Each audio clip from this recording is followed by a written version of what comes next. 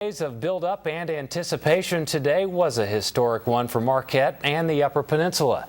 Officials estimate about 11,000 people showed up for the president's visit. They battled long lines and an even longer wait inside. The electricity was unbelievable, and he was so personable. I mean, he just walked in and just took charge and talked to people, and from that moment on, the electricity was high. And then when we came out into the auditorium and actually saw the rally, right off the Richter scale.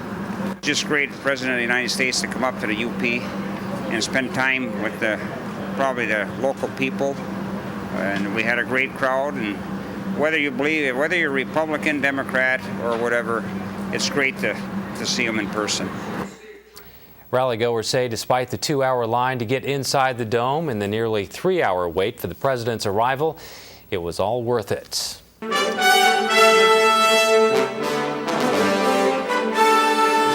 Basically, the job that I did here at TV6 was probably comparable to what an air traffic controller would do in the control tower, because we were trying to juggle so many events, so many things at one time.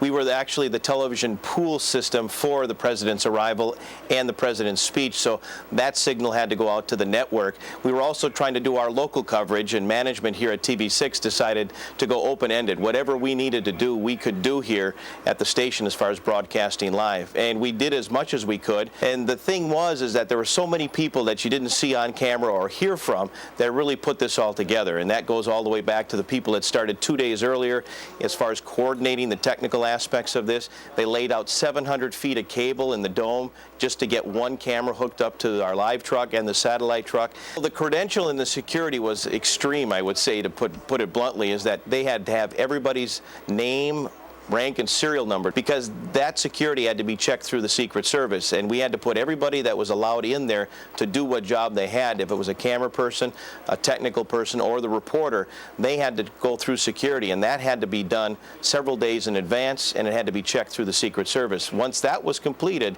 they were able to get inside, but nobody else was unless they were credentialed. When we arrived there in the morning, all the roads in Sawyer were barricaded. We had to kind of make a different kind of route to get into a special gate that we had to arrive at. The security was incredible. There were just vehicles and vehicles and vehicles lined up of Secret Service agents and DNR and the Marquette County Sheriff's Department and just everything. NMU, Public Safety was also there. We had to present ID. We also had to have a letter stating what our intentions were for the day and permission from the station, and actually that we did work for WLUC. And then they gave us a press pass, which had to be displayed in front of you the entire day. Unless you were on camera, you could tuck it in, but other than that.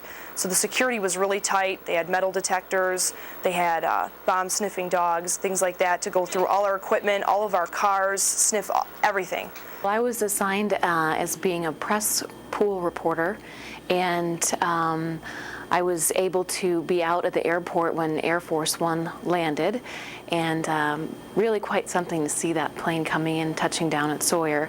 And there was a crowd of people there, and the president came off the plane, and we were able to be right down there at the bottom of the stairs when he came off and was waving to the crowd. And you know, you see it on TV every day, but to actually be there and be in the presence of the most powerful man in the world is really something that's hard to describe. It's really quite an experience. Yeah, the thing that probably was the most unexpected for me was the people along the route from Sawyer to Marquette. You know, at the end of every driveway, their parents with their kids waving flags. At every intersection, there were people waiting to wave to them. Old military guys standing at attention as the motorcade went by. And then the crowd got bigger and bigger as you rolled into Marquette. I didn't expect him to, go out and touch the people because, at the airport and all along the way, security is so tight. So when he actually was there moving through the crowd, it was something to see, and, touching the people and just the crush of people trying to get to him.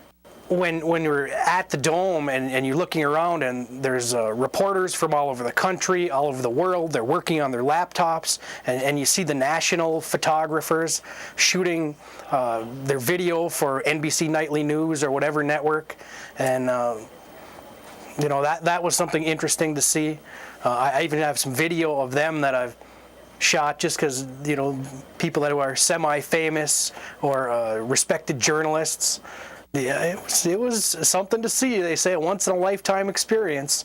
That's probably what it was. A great sense of relief that, one, everything went well, but a sense of accomplishment. A lot of people came together, a lot of teamwork, a lot of extra hours. I mean, the production staff and the folks that really you don't see on camera put in a lot of hours that made this really happen and come off as smoothly as it did. And it's thanks to all their hard work and efforts, and also the TV6 management, that we were able to bring it to everybody in the UP and make it look as good as it did.